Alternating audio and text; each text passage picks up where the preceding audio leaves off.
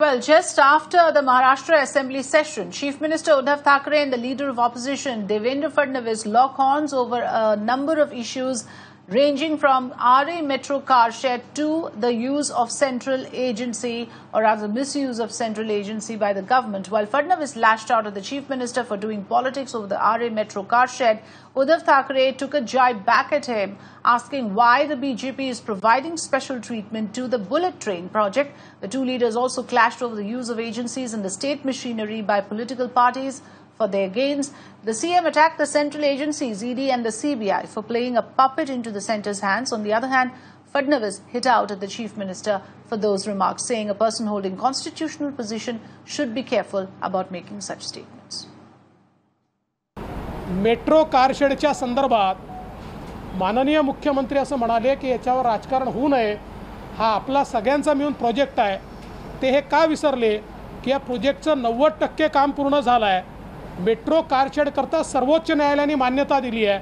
असं असताना आणि तुमच्याही सौनिक कमिटीने मेट्रो कारशेड आरेमध्येच केलं पाहिजे, कांजूरमार्गला करणं योग्य नाही असा अहवाल दिला असताना ते मेट्रो कारशेड आम्ही कांजूरमार्गला घेऊन जाऊ अशा प्रकारचा निर्णय घेत असताना मग आता मुंबईचे प्रकल्प कोण अडवत आहे, कुणामुळे त्याला वेळ होतोय, हाही सवाल आमच्या समोर आहे.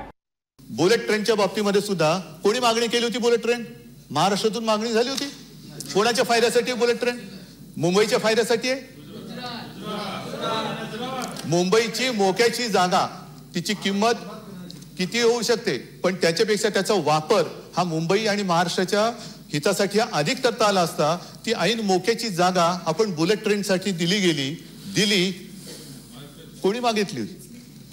ज्याप्रमाणे आम्ही मुंबईमध्ये आरेचं जंगल वाढवलं, असं जगाच्या इतिहासात कुठेही नाही.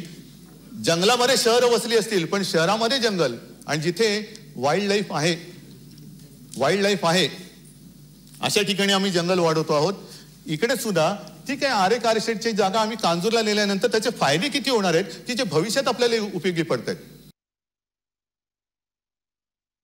सगळ्यात महत्त्वाचं असं आहे की माननीय मुख्यमंत्र्यांनी ईडी आणि सीबीआयच्या संदर्भात जे मत व्यक्त केलं, माझा प्रतिसवाल त्यांना आहे. महाराष्ट्र पोलिसांबद्दल जर कोणी बोललं तर तो महाराष्ट्रद्रोह होतो आणि मग देशाच्या पोलिसांबद्दल अशा प्रकारे बोललं मग तो कुठला द्रोह आहे असा माझा सवाल आहे. आणि त्याहीपेक्षा महत्त्वाचं हे आहे, संवैधानिक पदावर बसलेल्या व्यक्तींनी काही मर्यादा पाळायच्या असतात. सरकारवरती जो टीका करेल तो तुरुंगात जाईल, ठीक आहे, पण जो तुमच्या आवडीचा असेल त्याच्यावरती हक्कभंग आणेल त्याला काय तुम्ही ईडी मागे लावणार? आणि केवळ त्याच्याच वरती नाहीये तर त्याला केवळ ते कमी पडते म्हणून, म्हणजे आता प्रताप आहेत, प्रतापला ईडी, त्यांच्या मुलांना ईडी, त्यांनी त्यांच्यावरती संरक्षण घेतलं त्याच्या दुसऱ्या भावालामुळे, तरी आता नातू नाही झाला तर नातूच्या मागे ईडी लावतील किंवा आधीच समज देऊन ठेवतील, नातू झाल्याबरोबर तुम्ही पहिला इकडे आमच्याकडे घेऊन या. हे काय? ही विकृती आहे, ही विकृती, हे विकृत राजकारण आहे, हे विकृती आहे. आणि असं राजकारण आम्ही करत नाही. या राजकारणाला महाराष्ट्रामध्ये थारा नाही, अजिबात थारा आम्ही देऊ शकत नाही.